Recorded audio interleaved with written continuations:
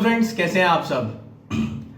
दोस्तों, आज हम देखेंगे वैभव ग्लोबल लिमिटेड जो कंपनी है, जो शेयर है, इसके बारे में। ठीक है, ये कंपनी और ये शेयर कवर करने का मेरा एक रीजन ये था क्योंकि देखिए, एक चीज को आप समझिए, जब भी मार्केट में कोई कंसोलिडेशन या मार्केट में कोई गिरावट आता है या निफ्टी या हमारे सेंसेक्स पे एंड मार्केट में कोई प्रेशर आता है, तो जो लार्ज कैप स्टॉक्स होते हैं उसमें भी गिरावट आती है, लेकिन जो स्मॉल कैप और मिड कैप्स होते हैं ना, इनमें ज्यादा गिरावट होती है। एक एग्जांपल मैं देता हूं।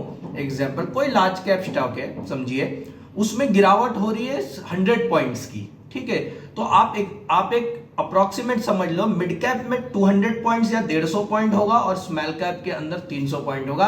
ये हमेशा होता ही है क्योंकि जो स्मॉल कैप, मिड कैप और लार्ज कैप होते हैं, ये अपने अपने वॉल्यूम के हिसाब से काम करते हैं। इनमें वॉलेटिलिटी अलग अलग टाइप की होती है, इसीलिए इनकी कैटेगरी बनाई गई है दोस्तों। ठीक है, इनके मार्केट कैप के हिसाब से उतने शेयर्स भी बढ़ जाते हैं।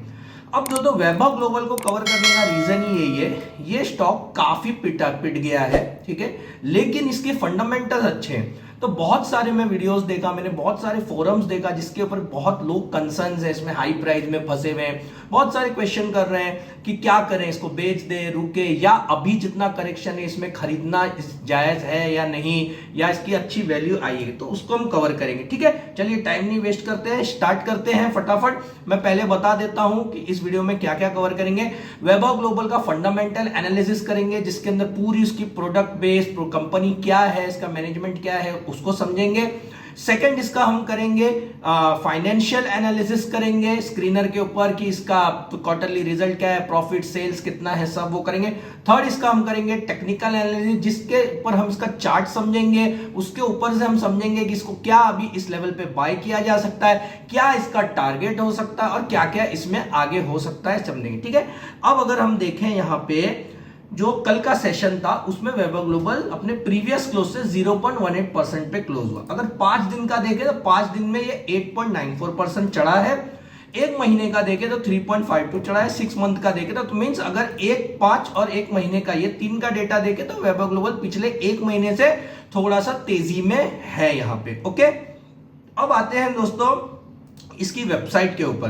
पहले तो मैं बता दूं कि इसका बिजनेस क्या है। एक मोटा मोटी समझो आप, Vaibhav Global through its distinctive business has created a niche for itself in global retail space. Retail space में means consumer, business to consumer है, B2C है, अपने प्रोडक्ट कंज्यूमर को, स्पेशली इनका बिजनेस वर्टिकल देखो, ज्वेलरी, एसेसरीज और lifestyle products. ठीक है, इनके प्रोडक्ट को डिटेल में समझेंगे यहाँ पे। ठीक है, अब यहाँ पे अगर हम आए इस जगह पे, यहाँ पे देखिए, इधर इसके अबाउट अस सेक्शन में आते हैं और इधर पे हम देखते हैं और यहाँ होम पे क्लिक करेंगे। सबसे बढ़िया चीज होती है कंपनी की, कोई भी चीज को समझना है आपको तो आपको उसकी वेबसाइट के ऊपर से आप लोग समझ लो। ठीक है, यहाँ पे अगर आएंगे, ठीक है, इनका जो बिजनेस फुटप्रिंट अगर आप देखो यहाँ से, तो क्या क्या प्रोडक्ट्स है, लाइफस्टाइल प्रोडक्ट, क्रीम व्रीम, ये सब बहुत ब्यूटी प्रोडक्ट, ज्वेलरी प्रोडक्ट्स, यहाँ पे देखो जेम स्टोन्स, ये सब है यहाँ पे। तो यही सब चीजों में ये इनकी वेबसाइट्स के थ्रू बेचते हैं। अब ये लोग कहाँ कहाँ बेचते हैं दोस्तों, इन चीजों को आप समझो। ठीक है, इनकी रिटेल मार्केट कहाँ कहाँ, इनका मेजर मार्केट दोस्तों है यूएस एंड यूके। ये इनका बहुत ही बड़ा मार्केट है। आप पकड़ सकते हैं कि 95% ऑफ ऑपरेशन, सेल्स और प्रॉफिट इनका यहां से आता है। और इन्होंने फिलहाल ही 2021-22 में जर्मनी में भी अपना जो वेबसाइट है लॉन्च किया, मीन अपना प्रोडक्ट। तो ये भी एक इंपैक्ट है इनके ग्रोथ के ऊपर, नेट प्रॉफिट है, वो भी मैं आगे जाके आपको समझाऊंगा। इनकी मैन्युफैक्चरिंग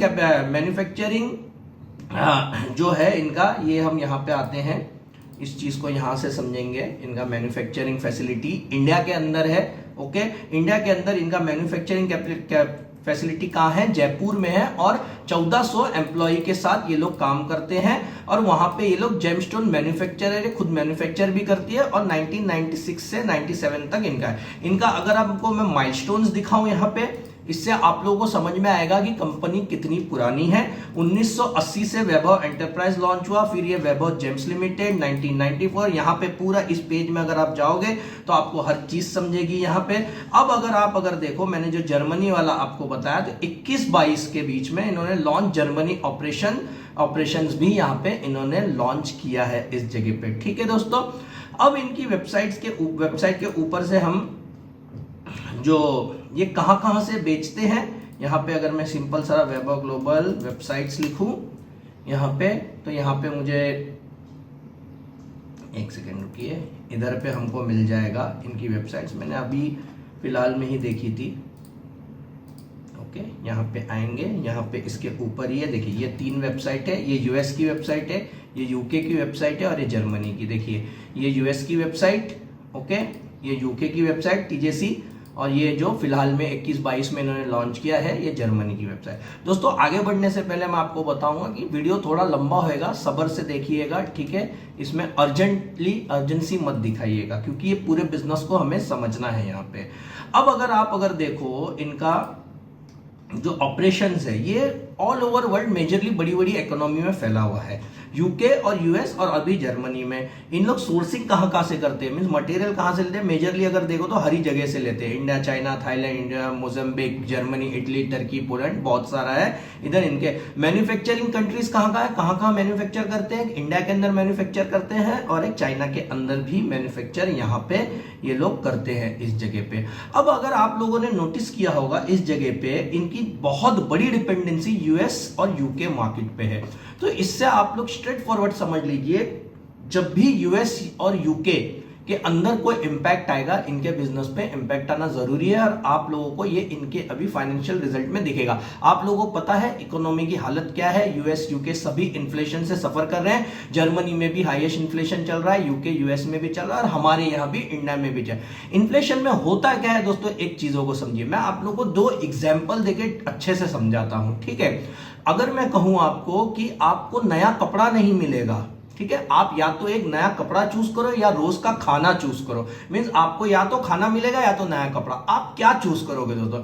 आप बिल्कुल अपने सर्वाइवल जीने के लिए आप खाना चूज करोगे, क्योंकि दोस्तों आप खाना खाए बिना जी नहीं सकते, शायद कुछ दिन जी लें, लेकिन आप कपड़ा, एक ही कपड़े को साल भर भी चला के जी सकते। तो ये एग्जाम्पल देने का मतलब ये था, जब भी इन्फ्लेशन आता है, ठीक है, चीजें हो जाती है महंगी, तो जो लग्जरी होती है, लग्जरियस चीजें होती है, जैसे आप महंगे मोबाइल नहीं खरीदोगे, आप नॉर्मल मोबाइल से काम चला लोगे, या जो है आपके पास आप चलाइए। मैं आम आदमियों की बात कर रहा हूं, जिनके पास पैसा है वो तो भाई कुछ भी करेगा, या जो बेवकूफ है वो और भी बेवकूफी करेगा। मैं नॉट जनरल पब्लिक की और मेंटेलिटी की बात कर रहा हूं।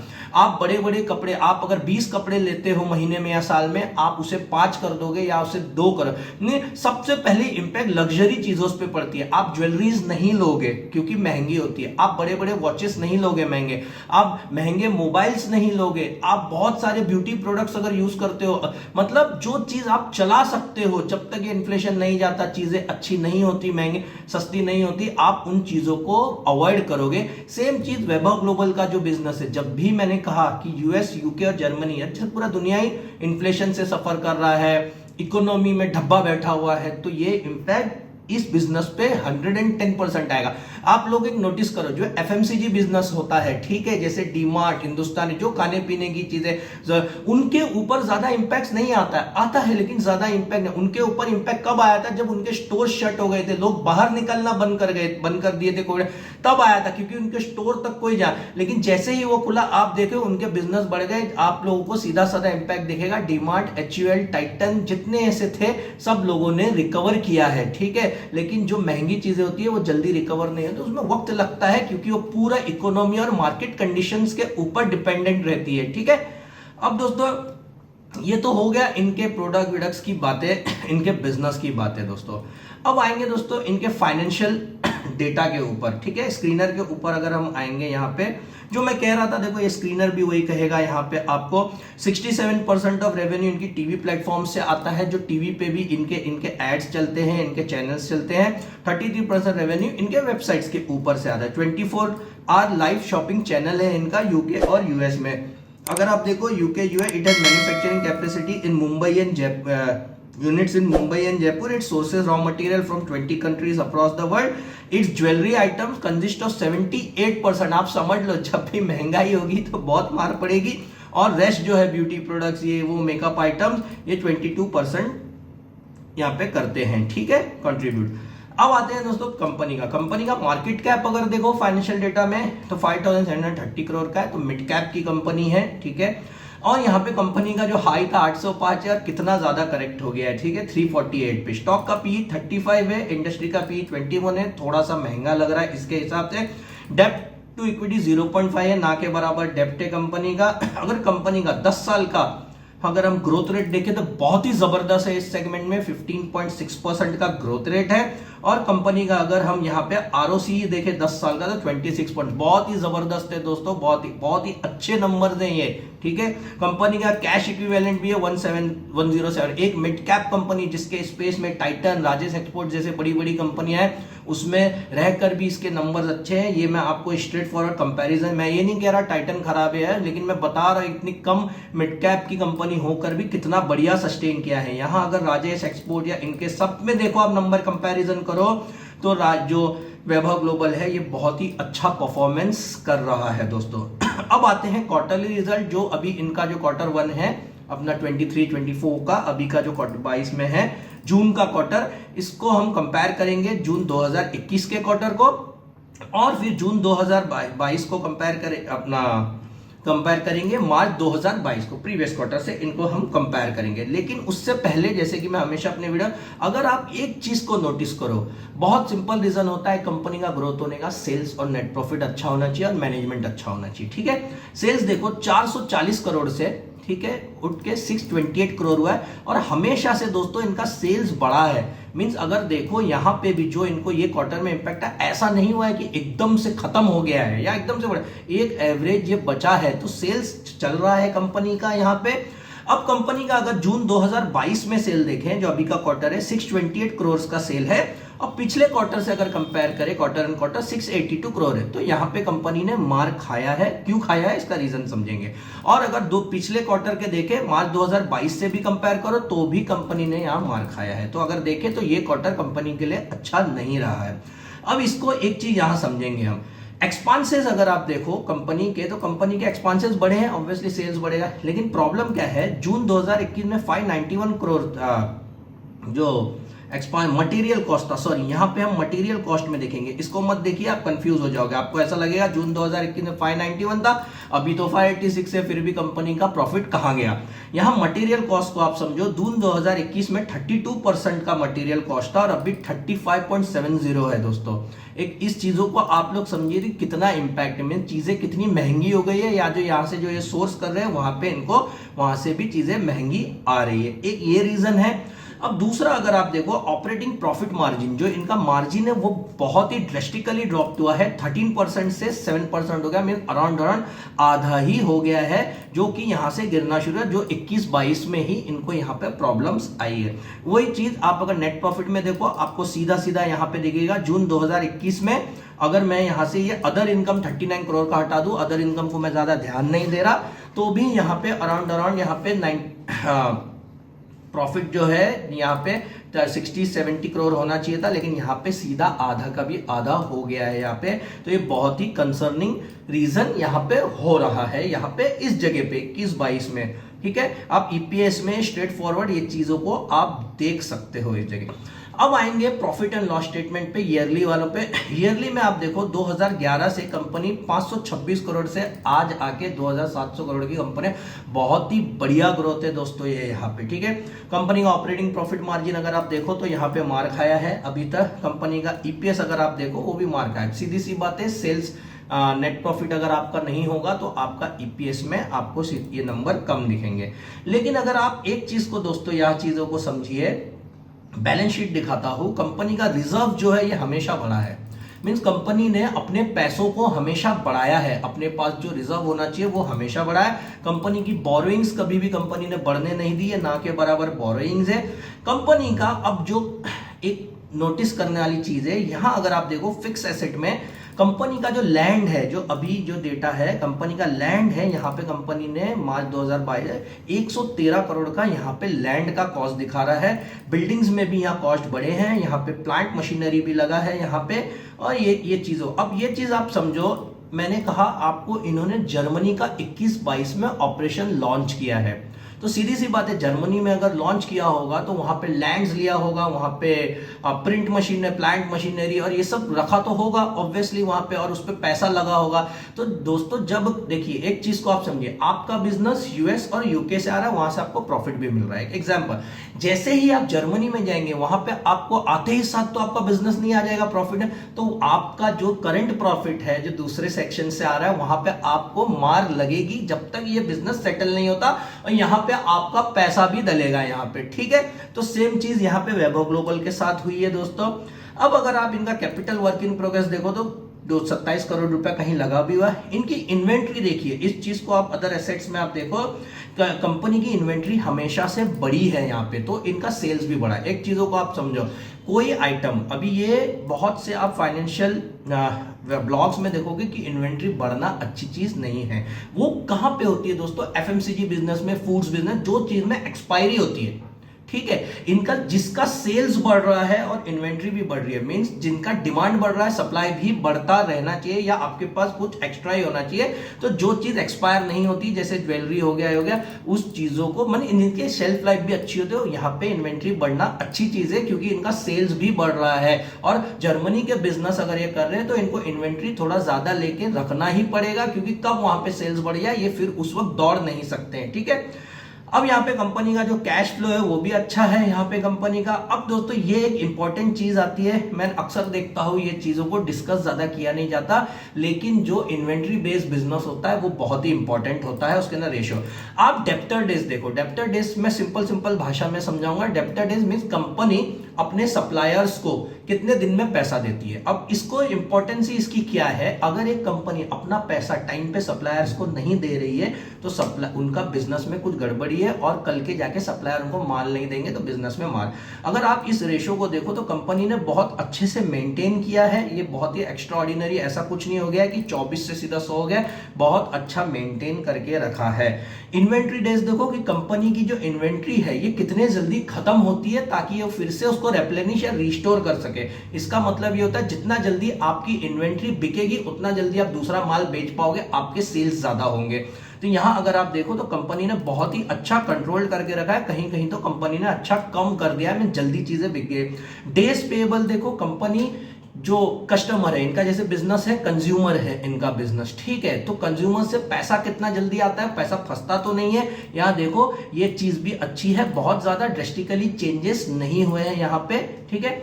कैश कन्वर्जन साइकिल इनका देखिए, कैश कन्वर्जन साइकिल मतलब इनकी जो इन्वेंट्री है, इनकी इन्वेंट्री, इसको ये कितना जल्दी सेल्स में कन्वर्ट करते हैं, जल्दी से जल्दी इनकी इन्वेंट्री को, वो भी इनका बहुत ही अच्छा, उल्टा यहाँ पे कम हो गया है यहाँ का। वर्किंग कैपिटल, इनका वर्किंग कैपिटल डेज भी इनका कंट्रोल में है कि अपने वर्किंग कैपिटल को कितना जल्दी ये यूज करते हैं, ठीक है। और यहाँ पे ये तो बहुत ही बढ़िया चीज है। आप अगर आरओसी को अगर आप देखो तो बहुत ही मस्त है यहाँ पे, मींस इनके कॉम्पिटिटर के हिसाब से बहुत ही जबरदस्त आरओसी कंपनी ने मेंटेन करके रखा है। अब आते हैं दोस्तों शेयर होल्डिंग पैटर्न में। शेयर होल्डिंग पैटर्न में बहुत ज्यादा कोई मूवमेंट नहीं है, चेंज नहीं है, अच्छा है शेयर होल्डिंग पैटर्न, मेंटेन्ड है।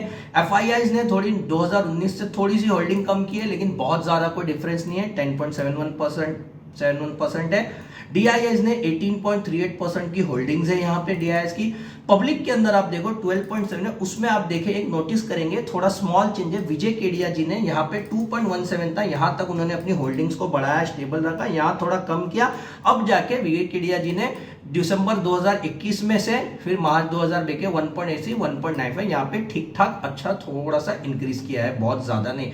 आशीष कचोलिया जी ने यहाँ पे अपना 3 क्वार्टर से जो होल्डिंग है यहाँ पे होल्ड करेगा। विजय केडिया आप लोगों को पता होगा, इनकी नॉन हिस्ट्री है, ये मिड कैप और स्मॉल कैप्स में ज्यादा डील्स करते हैं, ज्यादा शेयर्स उठाते हैं, तो विजय केडिया भी इसके अंदर। इस चीज को मैं क्यों बता रहा हूं ना दोस्तों, देखिए ये इतने बड़े बड़े इन्वेस्टर बेवकूफ तो नहीं है ना। आप अगर इस अभी तक अगर आप लोगों ने एक चीज समझा होगा कि कंपनी का जो बिजनेस फंडामेंटल है वो खराब नहीं हुआ है, ठीक है। नंबर्स में प्रॉब्लम इसलिए आए हैं क्योंकि ग्लोबली प्रॉब्लम हो रही है और इनका जो बिजनेस है यूके यूएस और जर्मनी मींस ग्लोबल इकोनॉमी पे डिपेंडेंट है इनका बिजनेस। तो जब भी इकोनॉमी पे मार पड़ेगा तो सिर्फ इनके बिजनेस को नहीं, जो भी डिपेंडेंट बिजनेस है उनको प्रॉब्लम।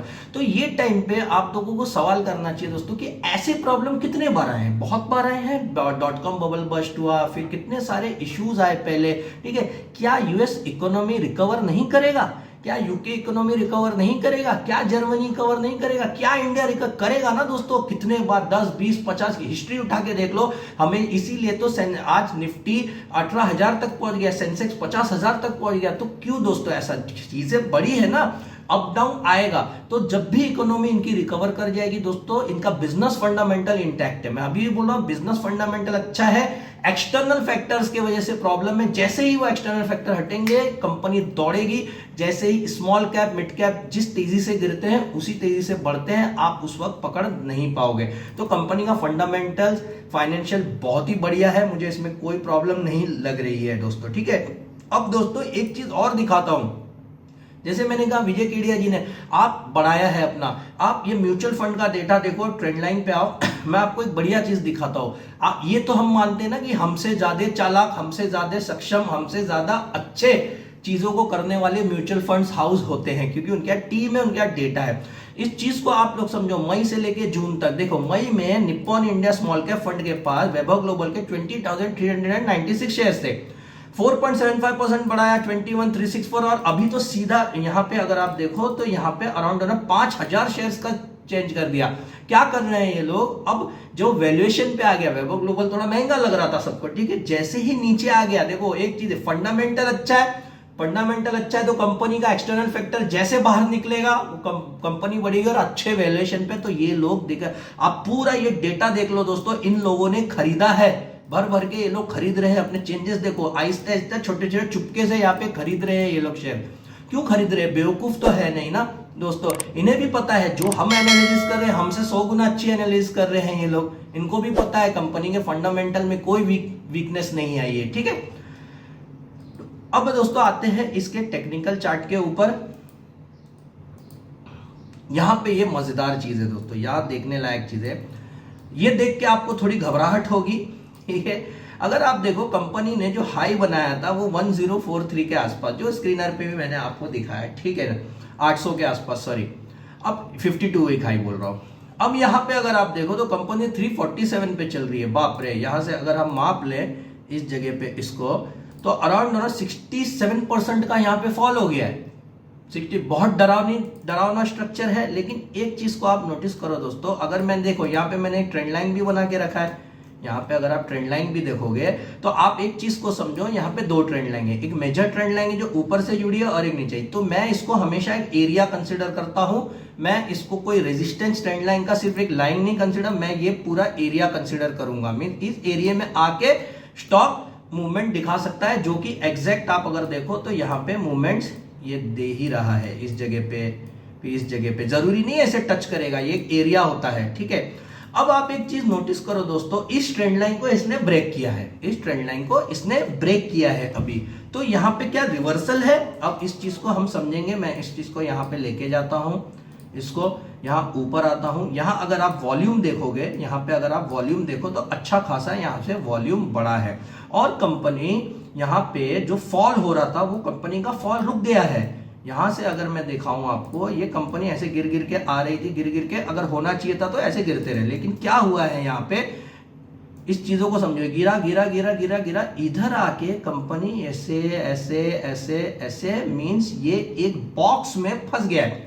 तो ये जहां तक देखो, मैं भगवान तो हूं नहीं, लेकिन फिर भी मैं आपको बता, ये एक इसकी डाउन ट्रेंड और फॉल का यहाँ पे स्टॉप हो सकता है, ठीक है। बहुत दिन से कौन सा है, और ये एक अच्छा कंफर्मेशन भी दे रहा है कि मैंने यहाँ पे अच्छा खासा एक बॉक्स में, एक रेंज में मैंने यहाँ पे बहुत दिन तक कंसोलिडेट किया। और इस जगह पे देखिए, यहाँ पे आप नोटिस करो, जून से लेके सितंबर तक यहाँ पे अच्छी बाइंग हुई है और यहाँ पे भी अच्छी बाइंग है, जो कि मैंने ट्रेंड लाइन पे आपको दिखाया कि बाय कर रहे हैं लोग। तो यहाँ पे बड़े स्टॉक ऑपरेटर्स और जो स्मार्ट इन्वेस्टर्स हैं, जो हमारे कुछ होंगे हमारे इसमें से, वो यहाँ पे बाय कर रहे हैं। और यहाँ पे एक अच्छी बाइंग आई है यहाँ पे। तो अब दोस्तों बात आती है कि क्या इसे, जिसके पास नहीं है या जो इसे लेना, क्या इसे यहां पे ले सकता है। मैं मेरे पर्सपेक्टिव से आपको बताऊंगा, ये मेरे स्टॉक पोर्टफोलियो का शेयर है, पहले से मैंने भी इसे हाई में लिया है 600-700 के आसपास, ठीक है।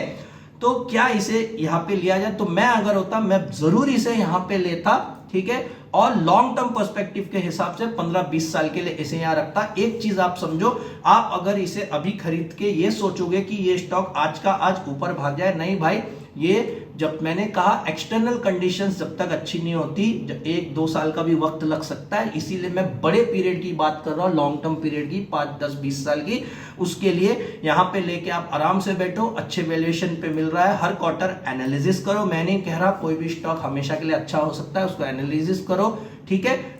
यहां पे अब जिन्हें शॉर्ट टर्म ट्रेड चाहिए, ठीक है, ये आपने रिस्क पे लेना, लेकिन फिर भी मैं आपको बता देता हूं यहां पे जिन्हें शॉर्ट टर्म ट्रेड का कोई मौका चाहिए, यहां पे इसे हम बड़ा करेंगे, इस चीज को यहां पे मैं बीच में लाऊंगा।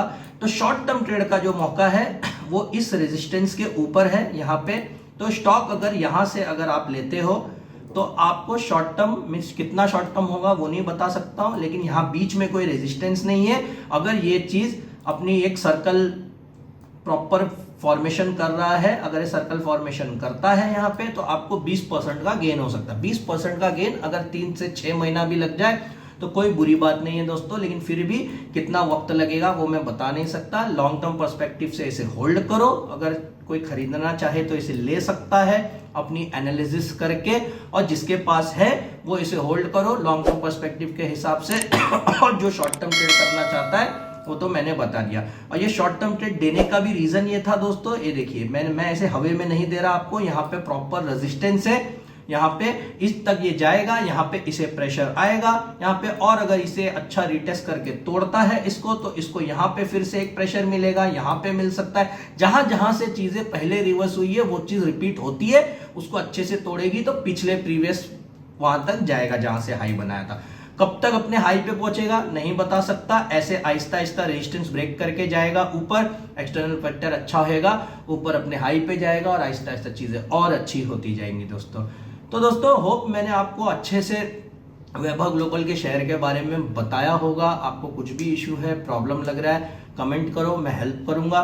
वीडियो को लाइक करो, कंपनी चैनल को सब्सक्राइब करो, और भी बहुत अच्छे अच्छे वीडियो है उसे आप देख सकते हो। ऊपर कार्ड में आ जाएगा आपको, प्रीवियस वीडियो मैंने इस पे बनाया है अपना टाटा एलेक्सी के ऊपर, वो आप देख लो। फिर मैंने एक स्ट्रेटेजी बताया है, वो आप देख लो, कार्ड में आ जाएगा, आपको काफी हेल्प होगी। ठीक है, बाय दोस्तों, टेक केयर, फिर मिलेंगे नेक्स्ट वीडियो में, तब तक के लिए सेफ रहिए।